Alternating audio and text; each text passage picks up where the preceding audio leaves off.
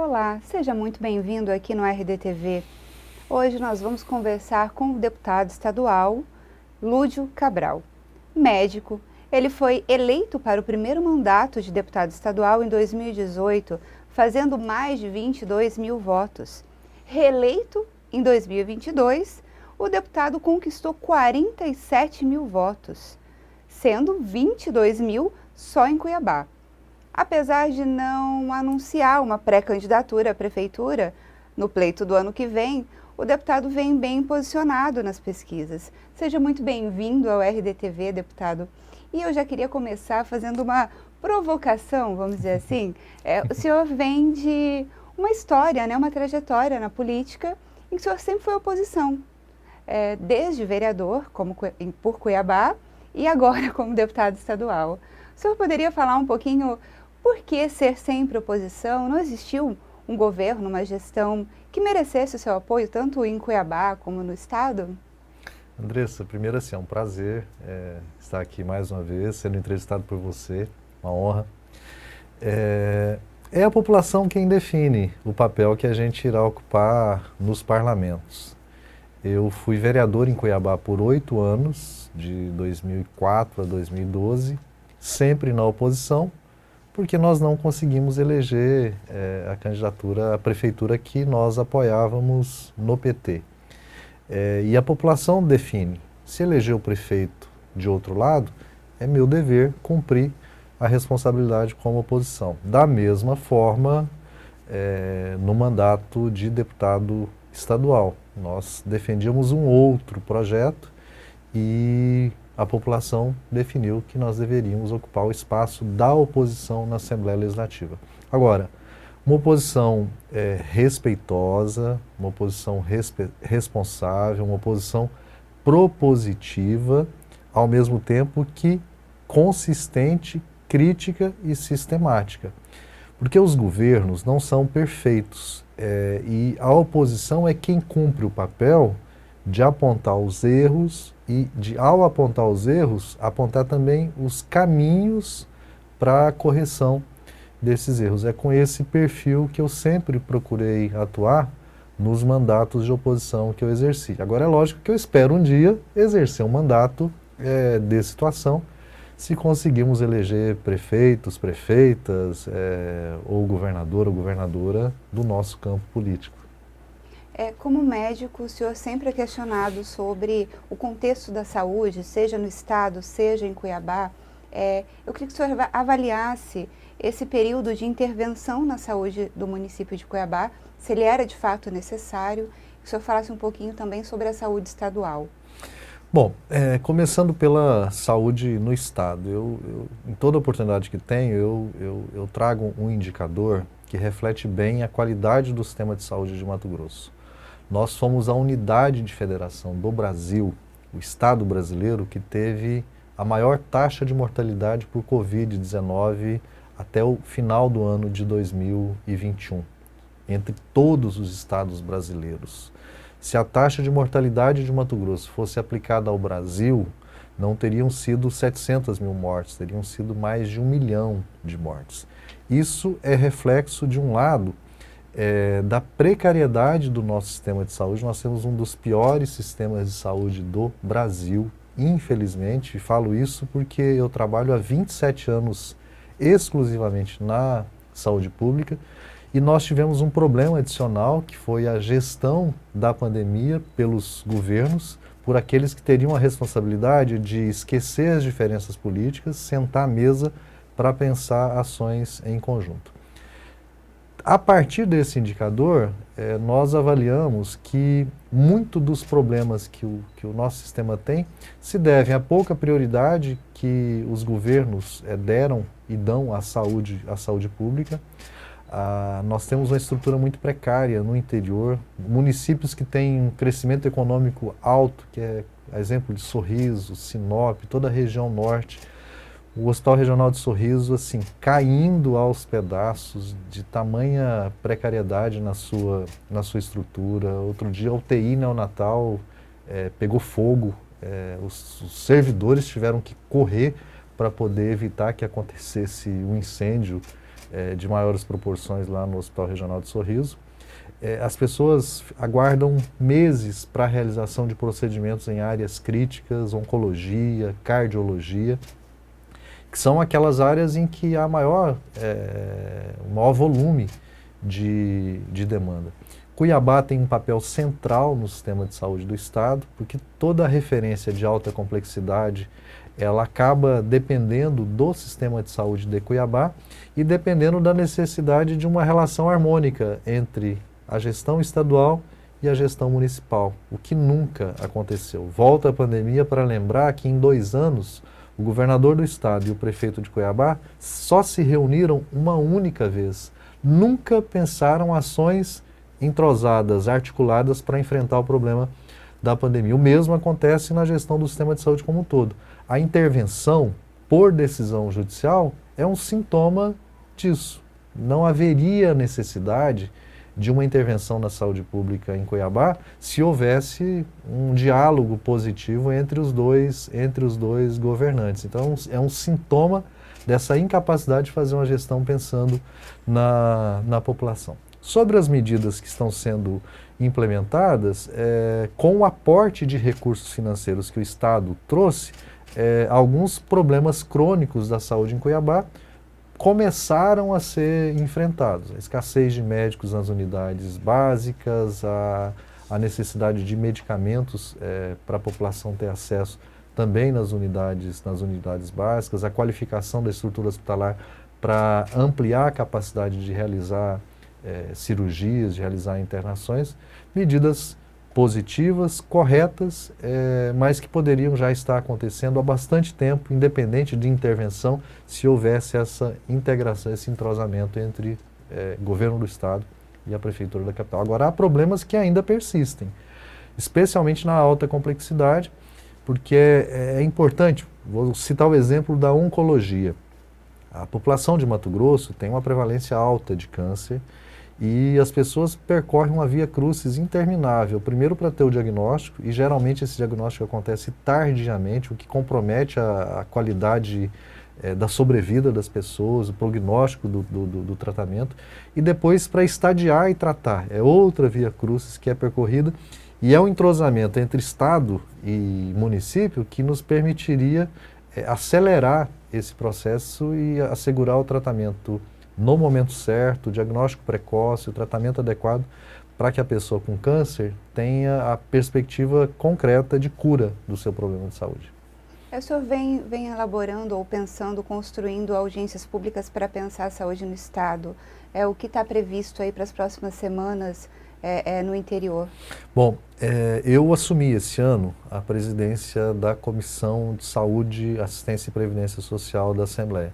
Então nós temos feito uma agenda de atividades bem intensa ao longo de todo o ano, e agora, em agosto, nós vamos fazer, acho que umas 6 ou 7 audiências públicas.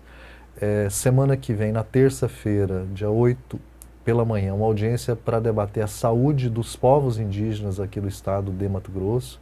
Na semana seguinte, nós vamos percorrer todos os hospitais regionais da região norte, vamos fazer uma audiência pública em Sorriso, no dia 17 de manhã, uma audiência pública em Sinop, no dia 17 à tarde, uma audiência pública em Colíder, no dia 18 de manhã, e uma audiência pública em Alta Floresta, no dia 18 à noite, para debater a situação de saúde da população da região norte e as dificuldades de atendimento e a precariedade da estrutura e do atendimento nos hospitais regionais. Depois a gente volta a debater aqui em Cuiabá a situação de segurança dos pacientes.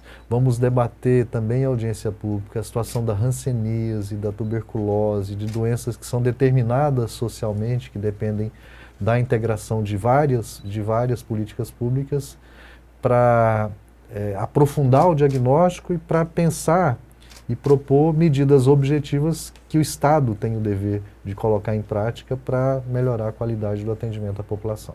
Isso tudo agora só no mês de agosto. Realmente a hanseníase e a tuberculose são doenças que existem nas populações mais vulneráveis e são totalmente tratáveis, né, possíveis de serem... São preveníveis, O que você precisa, assim, é melhorar as condições de vida das pessoas para reduzir a transmissão desses problemas tão graves. São doenças que são invisibilizadas exatamente porque acometem as pessoas mais vulneráveis. Mato Grosso é um estado que, infelizmente, detém indicadores muito ruins, tanto na hanseníase quanto na tuberculose, e nós pretendemos trazer à tona, mais uma vez, esse debate, esse tema.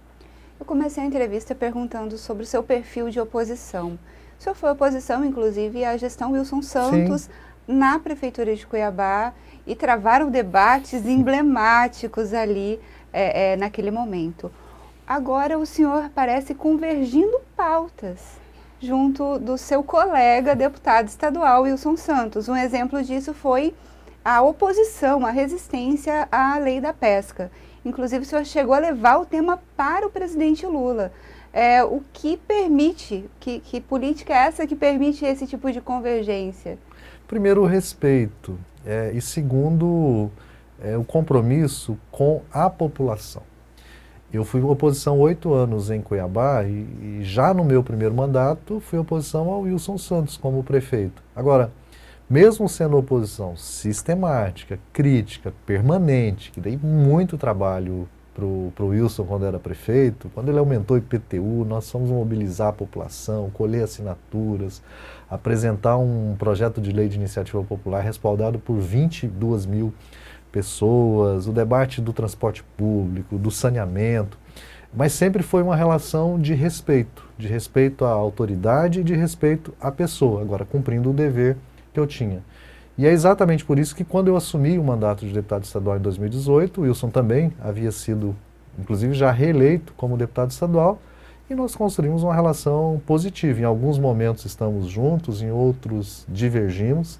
Neste momento agora estamos enfrentando juntos uma pauta gravíssima, que é essa pauta da pesca, liderada pelo Wilson Santos, inclusive, porque ele é quem fez a maior articulação entre as comunidades de pescadores e pescadoras artesanais, para a gente evitar que o governo do estado aprovasse essa lei maldosa que proíbe uma atividade profissional, que é absolutamente inconstitucional e ilegal, que proíbe um modo de existência em Mato Grosso. Mato Grosso nasceu a partir dos rios, as comunidades ribeirinhas, as comunidades tradicionais, as comunidades que vivem da pesca artesanal precisam ser protegidas, fortalecidas, valorizadas.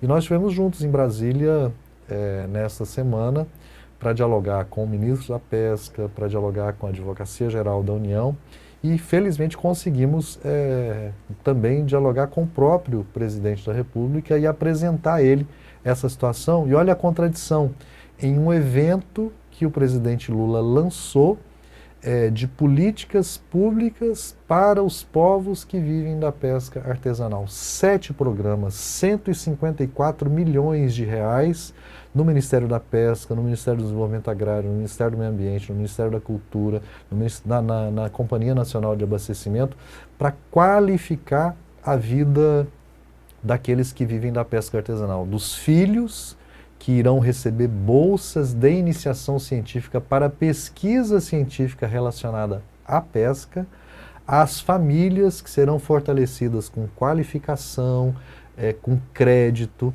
para que essa atividade profissional seja uma atividade profissional lucrativa, para enfrentar os atravessadores, para proteger o meio ambiente, para assegurar que o produto da pesca artesanal chegue à merenda escolar, chegue ao programa de aquisição de alimentos para atender as populações mais vulneráveis, remunerando quem vive da pesca artesanal, pesquisa científica, identificação de territórios pesqueiros para você proteger e preservar a vida no rio, porque a pesca artesanal depende da própria permanência da vida nos rios. Então, assim, o presidente da República lançando esse programa e nós, infelizmente, tendo que chegar até ele, presidente, nós precisamos da sua ajuda.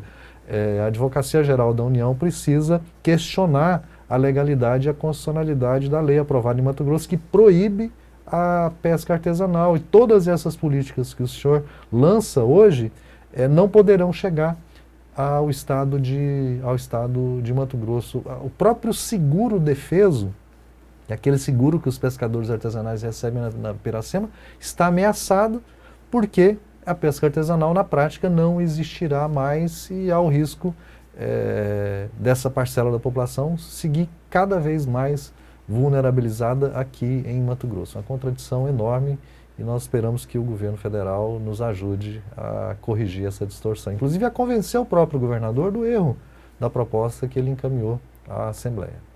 É uma pauta, né, do governador e o senhor como oposição a Mauro Mendes. Já não é a primeira vez que é oposição a Mauro Mendes, porque enquanto ele prefeito, né, o senhor também fez uma oposição nas urnas. O senhor disputou a prefeitura de Cuiabá em 2012 e chegou ao segundo turno. Se não me engano, o seu vice na época era Francisco Fayad. Sim. E chegou ali a quase se eleger prefeito. Mas eu queria saber o que veio de aprendizado dessa derrota nas urnas, né? O político não aprende só com as vitórias, com os momentos de louros, mas também com a derrota. Como foi perder aquela eleição e o que mudou na sua trajetória?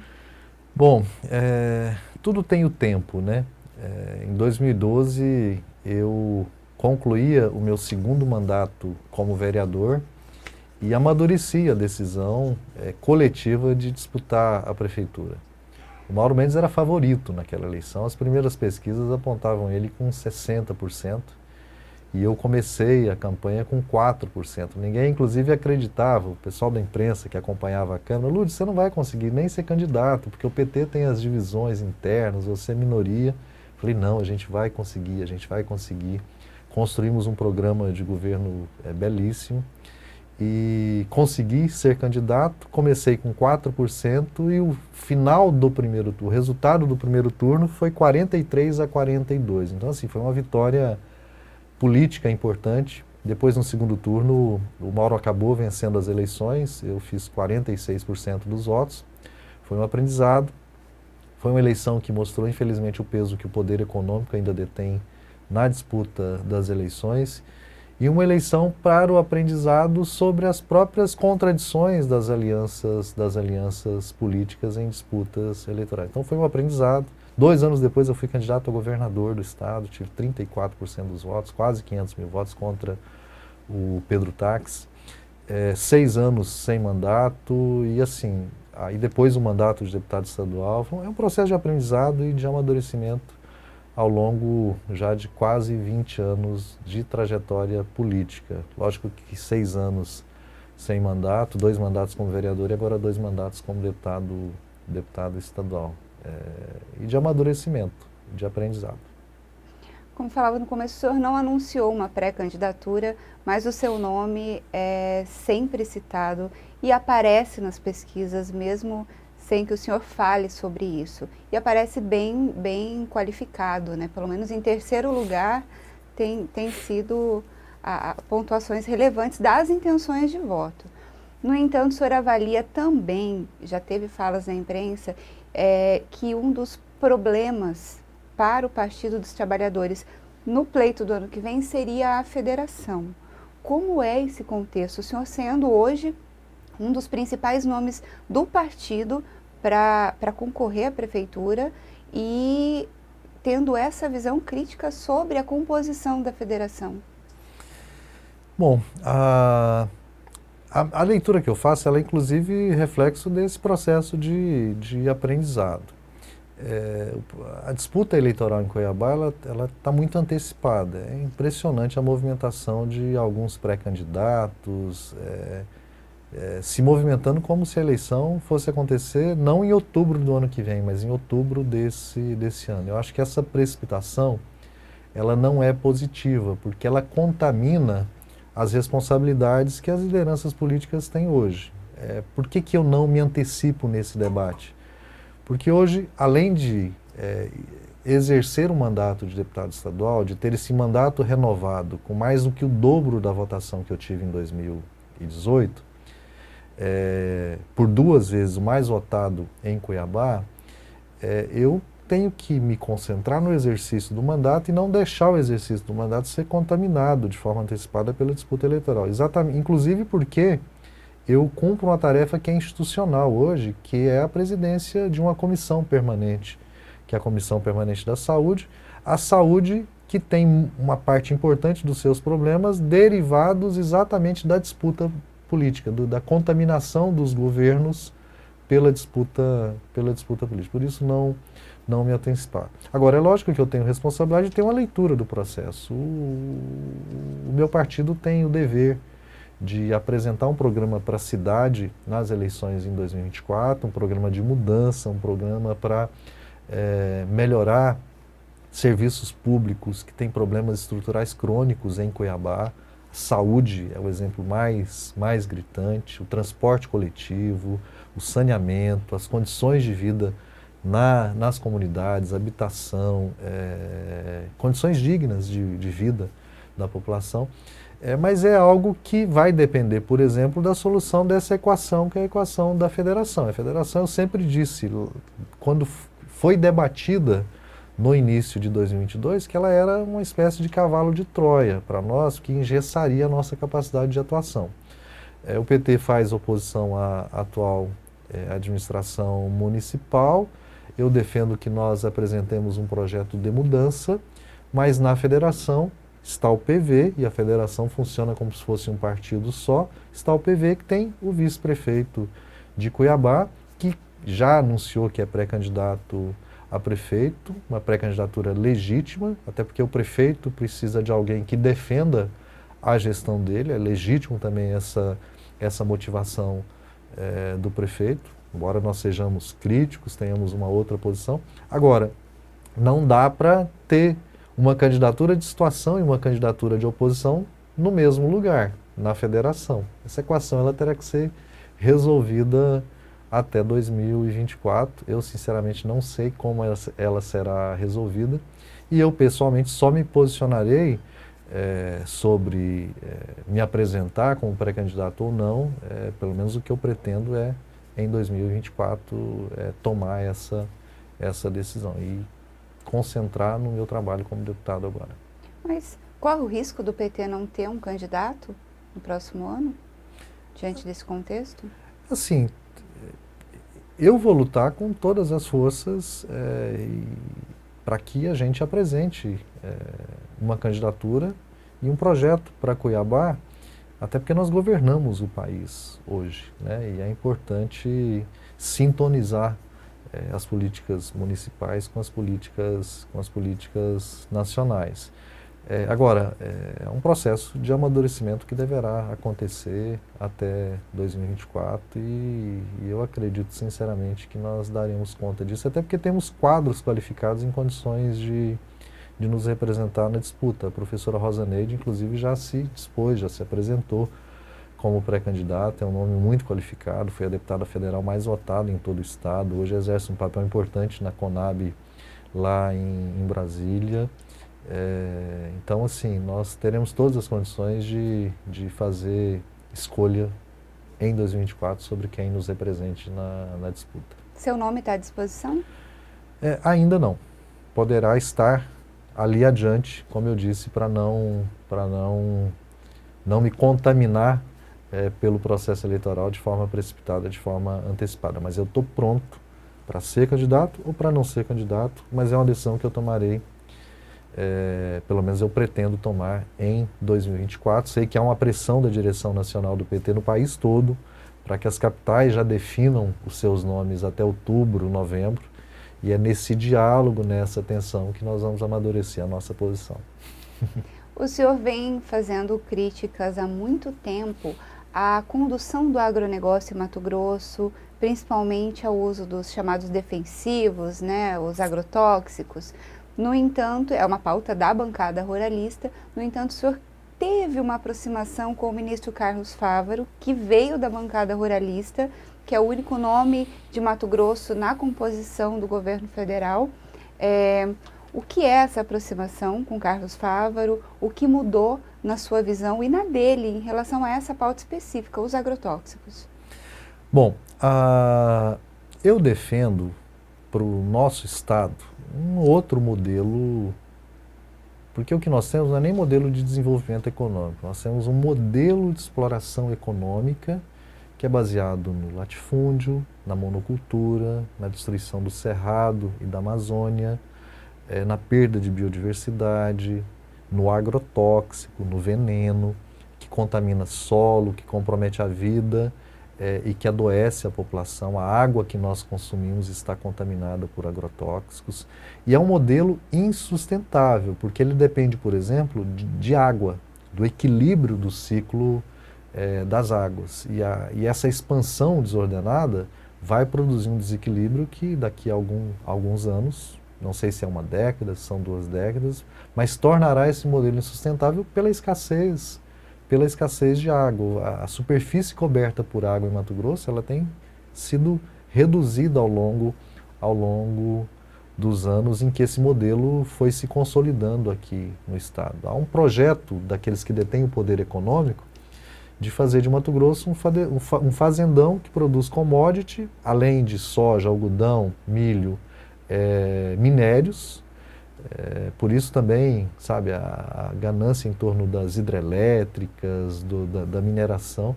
Nós precisamos de um outro modelo, porque esse modelo, além de tudo, concentra renda, riqueza nas mãos de poucos, não gera arrecadação para o Estado, cria uma injustiça tributária que não nos deixa, por exemplo, naquela parcela do Estado onde tem o maior impulso de crescimento econômico, nós temos uma saúde pública precaríssima, que é o exemplo de Sorriso e de Sinop, é uma contradição sem tamanho. Então essa posição é uma posição que eu tenho e que eu vou defender em toda a trajetória que eu estiver atuando na política. O presidente Lula foi eleito e ele governa para todo o país. Ele tem um ministério, que é o Ministério da Agricultura, da Pecuária e do Abastecimento, que tem necessariamente que estabelecer uma relação com esse setor da economia. E encontrou um quadro qualificado, que é o Fávaro, para cumprir a tarefa de ministro da Agricultura. Nós nunca fomos aliados políticos. O Fávaro foi candidato a vice-governador com o táxi quando eu fui candidato a governador. Agora, ele tem construído um trabalho muito positivo no Ministério da Agricultura, inclusive de uma articulação mais positiva com a agricultura familiar que tem hoje o Ministério do Desenvolvimento Agrário. E está aberto, por exemplo, a diálogo com as iniciativas da agricultura familiar, da agroecologia. Então essa oportunidade de diálogo é que tem nos aproximado. E nem eu, nem ele mudamos as nossas posições, mas temos conseguido construir uma relação de diálogo e de respeito, pensando no governo nacional que temos e pensando na população do nosso estado. A superação desse modelo que eu descrevi aqui, que é nocivo, ela não vai acontecer da noite para o dia. Há um processo de transição, que nós chamamos tecnicamente de transição agroecológica, que terá que acontecer ao longo de 1, 2 décadas. E esse processo de transição depende necessariamente do diálogo também com esse setor da economia, com o agronegócio, para a gente superar a dependência das multinacionais do veneno, da semente transgênica, para a gente construir um modelo alternativo que produza alimento de verdade, gere renda, riqueza, mas que distribua essa renda e riqueza para a nossa população e assegure alimento saudável, de qualidade na mesa do nosso povo, porque nós ainda temos em Mato Grosso 600 mil pessoas vivendo em dificuldade, passando fome. Nos últimos meses, as políticas do governo Lula têm enfrentado bem esse problema. Olha o preço da carne hoje, né? A picanha, a gente já viu picanha a R$ 39,00, eu compro contra filé a R$ 29,00, o óleo de soja que chegou a 14 está a menos de R$ 5,00, o combustível, a gasolina abaixo de 5 já em alguns postos de combustível. Então, assim, medidas positivas para enfrentar o drama da fome, mas em Mato Grosso nós precisamos corrigir essa contradição estrutural. É o desafio do governo Lula, né, nesse momento. Muito se falou que Carlos Fávaro estaria sendo rifado, inclusive que teria uma resistência dentro do PT ao nome do ministro, pela continuidade do ministro na composição. Isso chegou para o senhor? Não, isso é só especulação. Eu não enxerguei em nenhum momento nenhum movimento nesse sentido. Ao contrário, o que eu vejo é o Fávaro fortalecido no Ministério da Agricultura e na relação com o presidente Lula.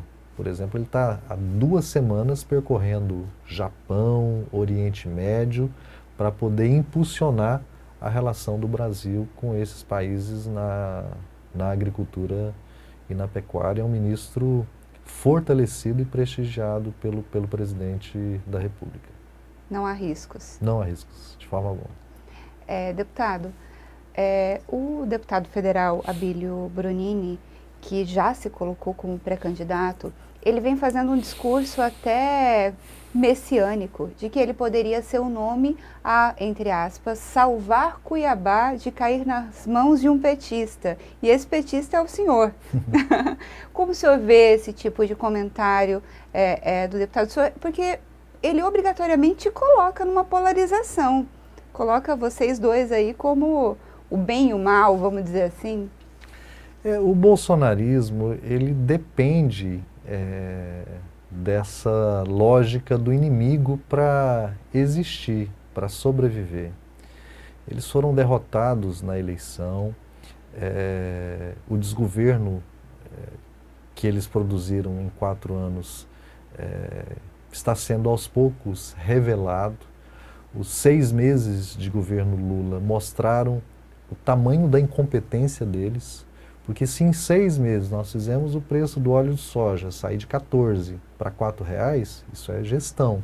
Se nós fizemos o preço da carne cair de R$50 para R$29, o exemplo do contrafilé, isso é gestão, isso é permitir à população melhorar de vida, a perspectiva de crescimento econômico, todas as projeções sendo superadas pela gestão no governo. Nós conseguimos em 6 meses aprovar um novo regime, um novo marco fiscal para o país. Conseguimos em 6 meses aprovar o que em muitos anos não se conseguiu, que foi uma reforma tributária. Isso revela o quanto tínhamos um governo, infelizmente, um governo ruim no nosso país. E aqueles que foram eleitos com o discurso do ódio, da maldade, do preconceito, estão completamente desorientados hoje. Basta ver o comportamento deles no Congresso Nacional. Não é um comportamento condizente com quem exerce um mandato público. De envergonhar o comportamento de certos parlamentares que foram eleitos pela extrema-direita, inclusive aqui de Mato Grosso. E aí, para continuar existindo e alimentando a sua base, porque eles dependem também muito da base de extrema-direita que eles têm nas redes sociais. Eles fazem política no celular, eles não fazem política na vida concreta da população. Eles dependem de criar essas situações, de tentar projetar cenários de disputas messiânicas, do bem contra o mal, a lógica do inimigo, que não pode ser a lógica da política. A política, você tem programa, você tem posicionamento diferente, agora você tem que ter, inclusive com o adversário, uma relação de respeito. O próprio deputado Abílio, ele vem sendo criticado pela postura dele no Congresso, né, ao interromper momentos ali solenes, ao interromper CPIs, né, e ele vem sendo criticado por colegas publicamente aqui em Mato Grosso, e recentemente ele fez uma fala assim, que olha, o que eu faço não é muito diferente do que o PT ou a oposição ao governo Bolsonaro fez durante esses 4 anos, por que estão me acusando agora? É justa essa postura dele, esse comentário dele? Foi isso que o PT fez no governo Bolsonaro? De forma alguma, de forma alguma. O PT sempre fez oposição programática, com base em dados, em apontamento do caminho que o país precisa seguir. Na pandemia, assim, todos os nossos parlamentares federais fizeram uma defesa insistente da vacina, dos cuidados que a população deveria ter, apontando as contradições e os erros absurdos que o desgoverno de extrema-direita produziu no nosso país. A questão é que eles estão sendo vencidos pela realidade, pelos fatos. A população, quando vai ao supermercado, quando vai ao açougue, quando para em um posto de gasolina, reconhece os feitos positivos do governo do presidente Lula hoje. E como eles não têm argumento para enfrentar isso, eles precisam viver dessa prática que infelizmente é vergonhosa. de, por exemplo, em uma CPI que está investigando os atos golpistas do dia 8 de janeiro, ficar tumultuando, e tumultuando assim da forma mais vil, da forma mais desrespeitosa, da forma mais baixa possível, os trabalhos dessas comissões. Não é assim que se faz oposição, eles teriam que aprender a fazer uma oposição programática, uma oposição de qualidade, uma oposição de respeito. Vou finalizar com uma última pergunta. A vereadora Edna Sampaio vem sofrendo um processo na Comissão de Ética da Câmara e se existe algum desgaste dentro do PT sobre a discussão do caso da Edna? O PT em peso está com ela?